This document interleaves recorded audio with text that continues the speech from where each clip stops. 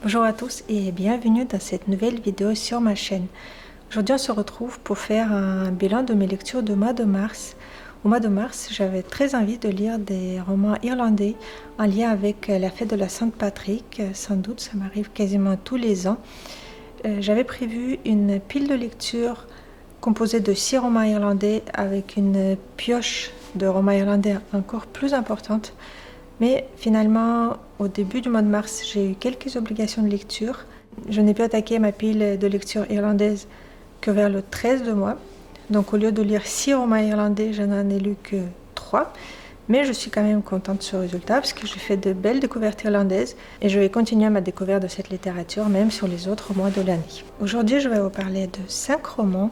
Je vais commencer par vous présenter le roman Les Prénoms de Florence Knapp. Ensuite, je vous parlerai du roman Clara et le Soleil que j'ai lu pour un club de lecture. Et enfin, je vous présenterai les 3 romans irlandais que j'ai lus en mars.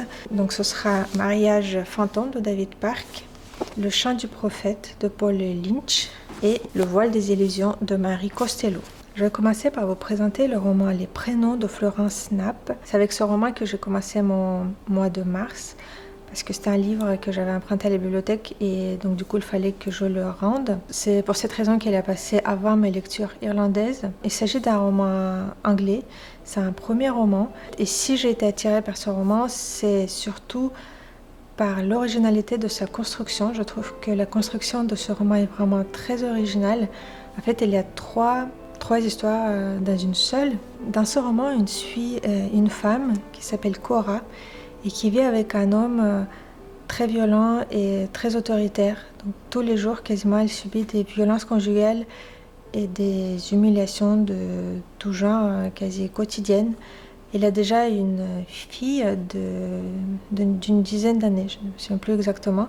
Et elle vient d'avoir un fils, donc un bébé. Au tout début de ce roman, on la suit alors qu'elle doit déclarer la naissance de son fils à la mairie et elle doit lui donner un prénom. Et donc c'est autour de ce prénom que l'intrigue va se construire, car son mari lui impose le prénom qui est donné à tous les hommes de sa famille, donc c'est son propre prénom, Gordon. Le mari, il aimerait que son fils s'appelle Gordon également, mais c'est un prénom qui ne plaît pas forcément à Cora. Elle aimerait lui donner un autre prénom, mais en même temps, elle n'ose pas. Donc, et dans l'introduction de ce roman, donc on voit toutes ces réflexions et toutes les différentes possibilités, et tous les différents prénoms qu'elle pourrait lui donner. Donc à part Gordon, elle a aussi un prénom Julien. Cora se dit que peut-être si elle donne ce prénom à son fils, son mari, même s'il ne sera pas content, il finira par lui pardonner parce que ce prénom signifie ciel père. Donc elle pense que ce serait suffisant pour rendre hommage au père de l'enfant. Mais de l'autre côté, elle discute aussi avec sa fille aînée et elle lui demande quel prénom elle aurait choisi pour son frère. Et elle propose le prénom de Bear, comme ours en anglais, un prénom doux et gentil. Et ça, c'est vraiment un prénom très original, mais Cora est sûre que c'est un prénom qui paraîtra farfelu à son mari. Et elle sait que ça le mettra en rage et en colère. Donc maintenant, à partir de ces 3 prénoms, la romancière va construire 3 trajectoires, 3 histoires différentes. Chaque histoire portera le prénom choisi. Donc il y aura une histoire avec le prénom Gordon, une autre histoire avec le prénom Julien et une 3e histoire avec le prénom Béa. Et donc ici, la signification des prénoms, c'est pas vraiment la signification psychologique des prénoms qu'on peut trouver dans l'officiel des prénoms, par exemple. Mais ça représente plus un choix symbolique par rapport à la thématique centrale de ce roman qui est en fait les violences conjugales. Donc chaque prénom, c'est une voie, une trajectoire à suivre. Chaque prénom, c'est aussi un moyen de faire face à ce que vit cette femme au quotidien. Donc en fonction de ce choix, on va suivre par laps de 7 ans tous les personnages de ce roman, tous les membres de cette famille. Je crois que ça va s'étendre jusqu'à ses 40 ans environ. Je préviens aussi au cas où qu'il y a quand même des scènes assez difficiles à supporter, qui sont assez insoutenables, mais je pense que c'est nécessaire. C'est un sujet très important. Je trouve que c'est important de de le montrer tel qu'il est. Mais en tout cas, si c'est un sujet sensible pour vous, je pense qu'il vaut mieux être prévenu. Je vous avais dit au début que j'ai vraiment beaucoup aimé l'originalité de ce roman.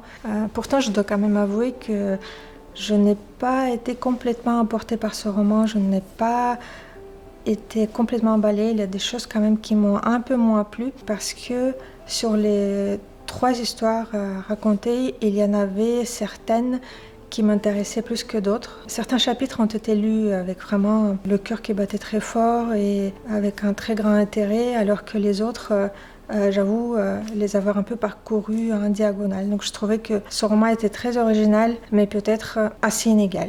Et on passe maintenant au deuxième roman que j'ai lu au mois de mars, et donc le dernier roman avant mes lectures irlandaises.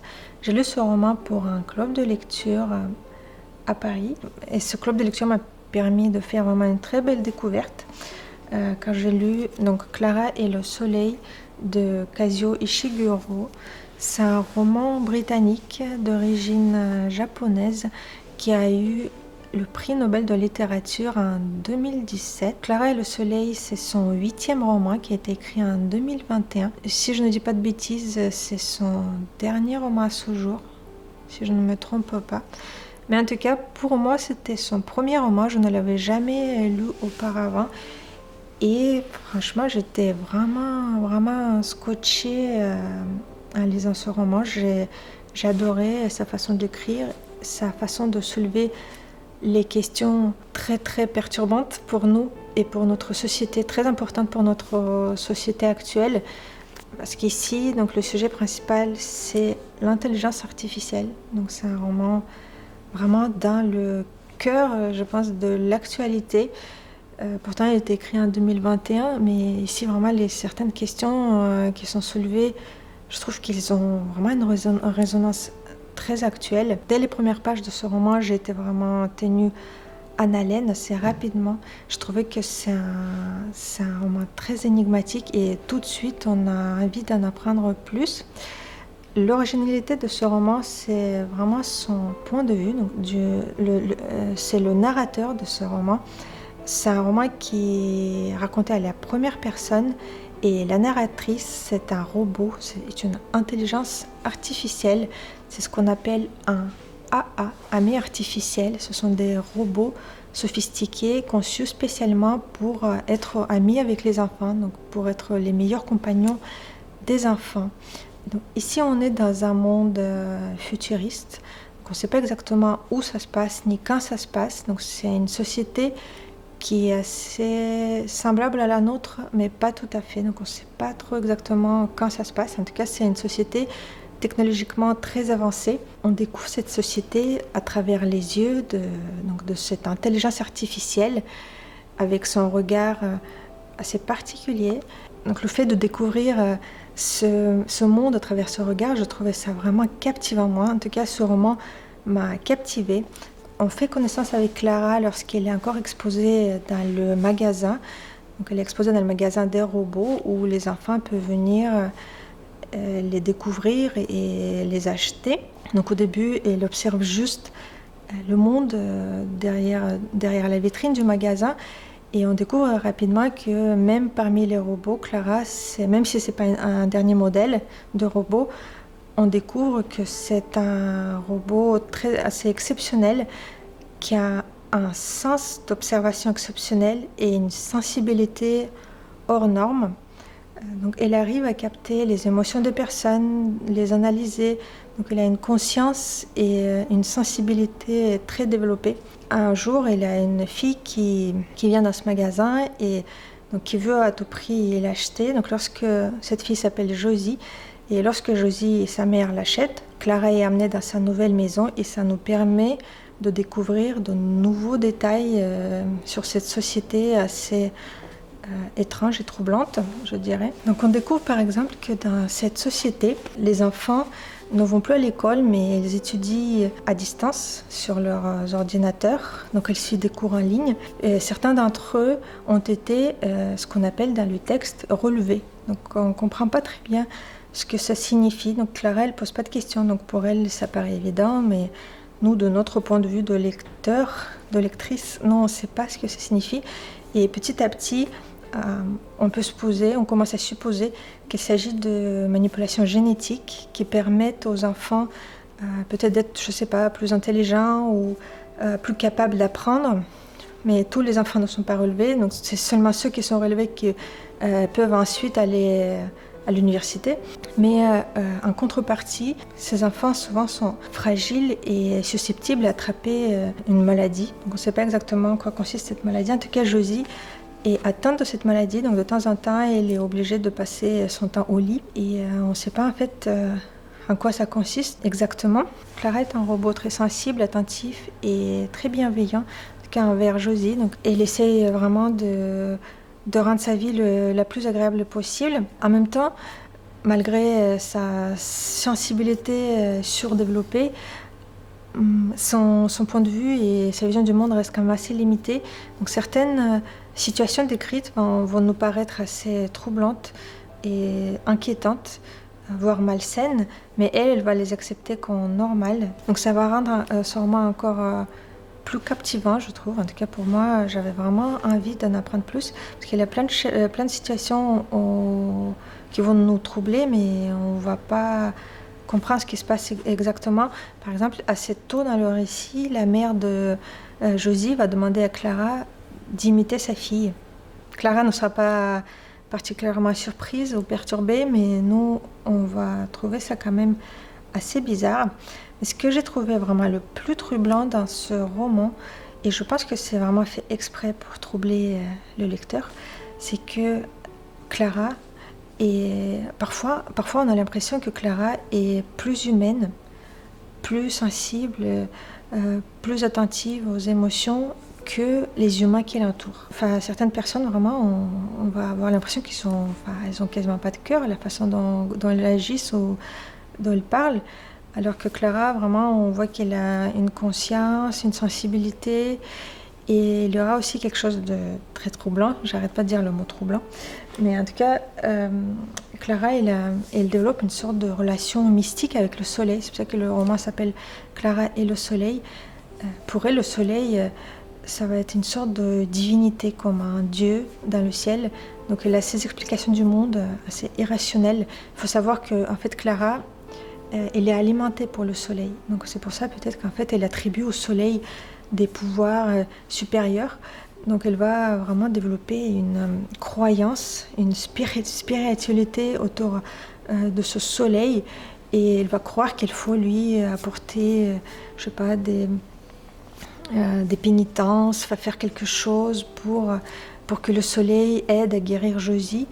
Et vraiment ce côté presque religieux, ça rend Clara encore plus humaine, je trouve, parce qu'en fait on pourrait croire que ces relations spirituelles et irrationnelles avec le monde, c'est vraiment quelque chose réservé aux humains. Mais ici, l'auteur, elle va vraiment un peu brouiller les pistes entre l'intelligence artificielle et les personnes humaines. Et de plus en plus souvent, on sera confronté à cette question qui sera, je pense, la question centrale de ce roman. En quoi consiste vraiment la nature humaine ?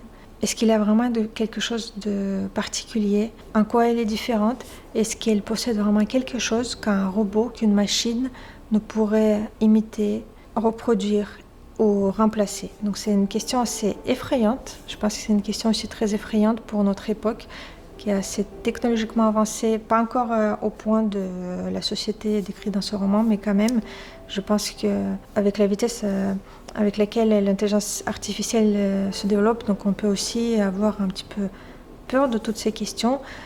Donc j'ai vraiment adoré ce roman. Je pense vraiment que ce roman soulève les questions essentielles pour notre époque. Et on passe maintenant à mes lectures irlandaises du mois de mars. Je vais commencer par vous présenter le roman Mariage fantôme de David Park. C'est un roman nord-irlandais qui est sorti tout récemment en février chez l'édition de la Table Ronde. C'est un roman qui m'a permis de découvrir cet auteur. Ce n'est pas son premier roman. En fait, elle en a déjà écrit un certain nombre. Je crois qu'elle écrit depuis le début des années 90. C'est un roman qui qui est assez court et c'est un roman à double temporalité. Donc ici, l'auteur a tisser son histoire autour de deux temporalités qui sont liées par le même lieu.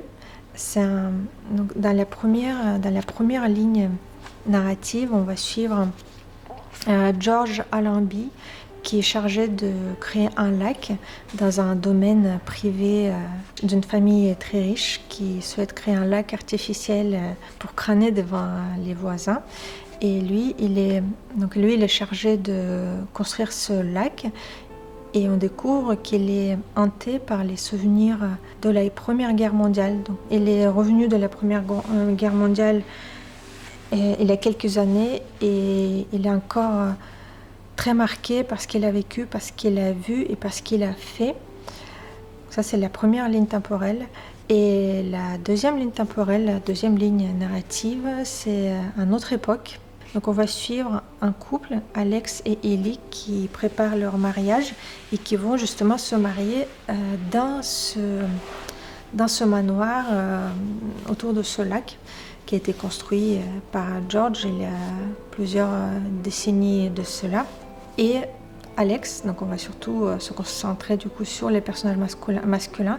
Alex est également hanté par son passé, parce qu'on découvre qu'il a fait quelque chose dans son passé dont il se sent coupable et qu'il regrette.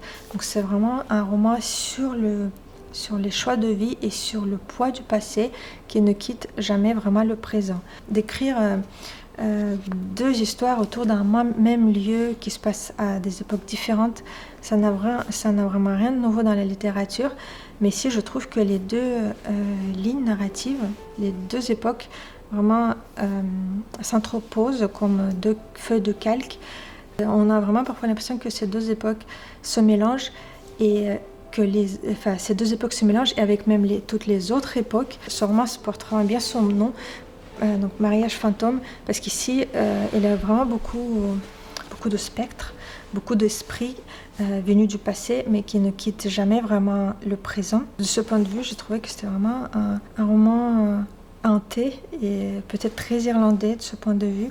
Après, comme souvent dans les romans à double temporalité et comme dans le premier roman que j'ai présenté aujourd'hui, je n'ai pas pu m'empêcher de me passionner pour une des deux histoires en particulier. Donc ici, c'était vraiment l'histoire de George qui se passe dans le passé, après la Première Guerre mondiale. Son histoire m'a le plus touchée. Alors que l'histoire qui se passe dans le présent, j'étais un petit peu moins attirée par les événements à raconter, parce que ça se concentrait beaucoup sur les préparations de mariage.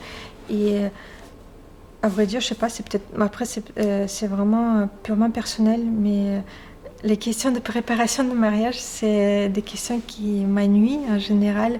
Donc, je pense que c'est pour ça que j'ai été plus attachée à la première histoire et vraiment la fin m'a vraiment beaucoup émue. Donc, on va continuer à parler des romans irlandais que j'ai lus au mois de mars et je voudrais vous présenter le roman Le Chant du prophète de Paul Lynch. Je pense que c'est le roman qui m'a laissé la plus forte impression parmi tous les livres que j'ai lus avec Clara et le Soleil, mais ici vraiment c'est un roman qui m'a énormément marqué. Ce roman est sorti en France en janvier 2025. Il a été couronné de Booker Prize au Royaume-Uni. Je trouve vraiment que ce prix est largement mérité parce que c'est un roman extrêmement fort et extrêmement important. Ce roman est présenté comme une dystopie, mais je trouve que ce n'est pas vraiment une dystopie comme une autre, parce qu'ici, il n'y a pas de futur lointain ou imaginaire. Ce roman décrit des événements qui se sont déjà passés. Ils sont déjà passés dans différents endroits de notre planète, de notre monde. Donc la seule différence ici, c'est que l'histoire se déroule en Irlande, un pays démocratique européen qui, d'un jour au lendemain, enfin quasiment d'un jour au lendemain, bascule vers l'autoritarisme, vers la dictature et qui fait plonger sa population dans la peur et dans le cauchemar. Donc c'est ça ce qui est, je pense, le plus terrifiant dans ce roman. c'est que tout rassemble à notre présent, ou en tout cas au présent qui peut devenir le nôtre d'un jour au lendemain. Donc ce roman se passe en Irlande et à cause d'une obscure menace extérieure, l'état d'urgence est déclaré dans le pays et une nouvelle police secrète est formée qui est censée protéger la sécurité, enfin qui est censée veiller à la sécurité intérieure du pays, mais qui de fait va s'attaquer à des personnes qu'ils considèrent comme des agitateurs, par exemple comme des syndicalistes ou des gens qui vont manifester pour des questions sociales, par exemple. Donc, et là, de plus en plus de personnes vont commencer à disparaître, vont commencer à être arrêtées et qui disparaissent en prison sans aucune forme de procès, sans l'aide, sans la visite des avocats. Donc pour Lynch, c'est créer une société où tout peut arriver, où on change des lois du jour au lendemain, où par exemple, où le gouvernement a décidé que tiens, à partir de demain, tous les garçons de 15 ans, de 16 ans, ils vont aller faire leur service militaire et personne ne peut rien dire. Parce qu'en fait, voilà, c'est comme ça et tout le monde doit subir et obéir. Donc c'est vraiment la société qui vit dans la peur. Mais ce n'est pas juste un roman politique, une dystopie politique. Avant tout, c'est une tragédie familiale. Donc c'est un drame familial face à la catastrophe, face à la société qui s'écroule. Et le personnage principal de ce roman, c'est Eilish, une mère de famille, une mère de 4 enfants. Donc son mari, c'est un enseignant et un syndicaliste. Et dès le début du roman, quasiment, il se retrouve emprisonné pour des raisons politiques. Donc il se retrouve toute seule avec ses enfants et il voit petit à petit la situation dans les pays se dégrader. Ce qui sera le plus troublant, c'est que c'est vraiment son déni d'accepter la gravité de la situation. Donc jusqu'au dernier moment, quasiment, elle va essayer de maintenir le semblant de normalité. Après, j'imagine que c'est aussi sa façon de résister à ce qui se passe, d'essayer de protéger ses enfants. En même temps, elle refuse de partir. Donc elle aura la possibilité, quand la situation va vraiment se dégrader, elle aura la possibilité de partir, de quitter le pays, mais elle va refuser. Elle a dit non, elle va refuser de partir. Sa vie va vraiment, vraiment basculer. Son histoire et sa douleur personnelle d'une mère, c'est quelque chose qui m'a bouleversée dans ce roman. Il faudra aussi mentionner, je pense, le style de ce roman qui est assez marquant et qui renforce, je trouve, l'impact émotionnel de ce texte. Au début, j'avoue que ça m'impressionnait beaucoup parce que le texte est super dense. Donc, ce sont des gros paragraphes. En fait, ce sont des paragraphes voilà, en fait, c'est des paragraphes sur plusieurs pages, mais en même temps, il y a de temps en temps comme des respirations entre différents paragraphes. Mais c'est très, très dense. Et donc, on s'aperçoit vite que les dialogues, il y a très peu de ponctuation et les dialogues sont intégrés dans le texte. Donc, c'est comme un discours intégré. Enfin, ça, c'est un nom, mais je ne me souviens plus exactement comment ça s'appelle. Et donc, c'est vraiment très dense. Au début, ça me faisait peur. Mais je me suis aperçue rapidement que le texte est vraiment très beau. Le style est très, très beau, très poétique, malgré la noirceur du monde décrit. Et donc, ce texte, la densité de ce texte, il crée vraiment ce sentiment, il renforce vraiment ce sentiment d'oppression, presque d'étouffement qu'on éprouve en lisant ce roman. Donc c'est vraiment une vraie expérience de lecture. C'est un texte qui fait 270 pages environ, mais vraiment parfois on peut avoir l'impression de lire un texte beaucoup plus long. Donc ce roman m'a laissé vraiment une impression très très forte. Je pense que c'est une lecture importante, même si ce n'est pas une lecture facile, donc je ne peux pas facilement le conseiller à tout le monde. Mais je pense que c'est important de lire un texte pareil, rien que pour nous rappeler que tous ces droits qu'on croit naturels et acquis, en fait, ils peuvent disparaître d'un jour au lendemain. Et je pense aussi qu'il faut avoir un bon état d'esprit pour découvrir ce roman. Et enfin, ma dernière lecture irlandaise du mois de mars, Le voile des illusions de Marie Costello. C'est un roman qui a été publié chez Christian Bourgois et c'est un roman qui m'a été gentiment envoyé par l'éditeur sur ma demande, donc j'avais très envie de le découvrir. C'est un roman aussi qui m'a fait découvrir cette romancière, Marie Costello. Donc, ce roman nous raconte la quête intérieure d'une femme sur une vingtaine d'années, à travers notamment ces 2 relations amoureuses qui vont marquer sa vie. Donc, dès le début, je me suis sentie assez proche de cette femme, pas seulement parce qu'elle porte mon prénom, parce qu'elle s'appelle Anna, comme moi, mais c'est quelqu'un qui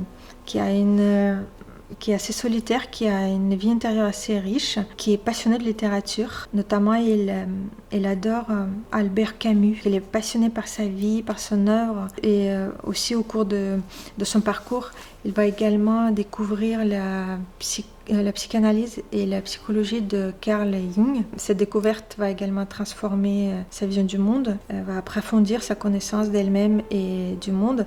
Donc c'est vraiment sa quête spirituelle, sa quête personnelle. Ce roman est divisé en 2 parties. La première partie va raconter son parcours lors de sa première relation amoureuse, et la deuxième partie donc présentera sa deuxième relation amoureuse avec un autre homme. On découvre que malgré donc son esprit très solitaire, c'est aussi quelqu'un qui est très dépendant des autres, très naïf, et qui se laisse facilement influencer par les autres personnes. Elle est très jeune lorsqu'elle fait la connaissance de Peter, qui va devenir son premier mari, et elle en devient vraiment dépendante affectivement. Pourtant, c'est quelqu'un qui est présenté comme un homme très froid, autoritaire, fuyant. Il fait vraiment ce qu'il veut, et elle se soumet complètement, et elle essaie de remplir tous ses moindres désirs.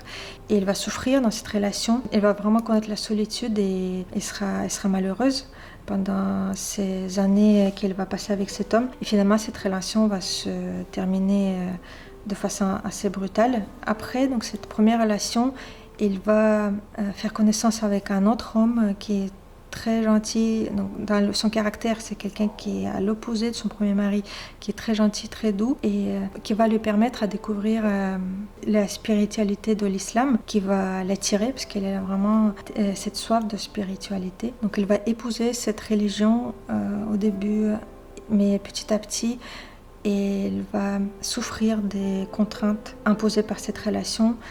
Surtout qu'en fait, ça l'éloigne un petit peu d'elle-même, de ce qu'elle aime. Par exemple, elle aime la littérature, elle est très attachée à la cause animale, et elle perd un petit peu ses repères, en fait, dans cette relation. Donc c'est un roman qui est très très fluide, et vraiment avec une plume très agréable à lire. Mais en même temps, je sais pas, j'ai eu l'impression d'avoir passé un peu à côté de quelque chose, de ne pas avoir vraiment saisi l'intérêt de ce roman. C'était peut-être un petit peu trop intime, trop restreint pour moi, je sais pas. Et surtout à la fin, donc les derniers chapitres de ce roman, elle va se retrouver devant un psychologue, et il va analyser son parcours, sa vie. Et je crois qu'à ce moment, vraiment, la romancière, elle m'a complètement perdue. Ça m'a complètement détachée de son histoire. Je comprenais plus grand-chose. Mais ça, c'est juste mes impressions personnelles. En tout cas, si vous aimez les histoires de quête personnelle, de l'analyse des relations hommes-femmes, si vous êtes intéressé par la psychanalyse, par exemple, et si vous aimez aussi des jolies plumes très fluides, sensibles et délicates, je ne peux que vous conseiller la découverte de ce roman. Et c'est la fin de cette vidéo. Merci de l'avoir regardée jusqu'à la fin. N'hésitez pas à me dire en commentaire si certains des romans présentés aujourd'hui vous tentent, si ça vous a donné envie de les découvrir, ou si peut-être vous les avez déjà lus. N'hésitez pas à partager vos impressions. Si vous avez aimé cette vidéo, pensez à faire un petit pouce pour la booster un petit peu. C'est important pour ma chaîne qui est toute récente, qui redémarre depuis quelques semaines. Et je vous dis à bientôt dans une prochaine vidéo autour des livres. Faites de belles lectures d'ici là. Salut!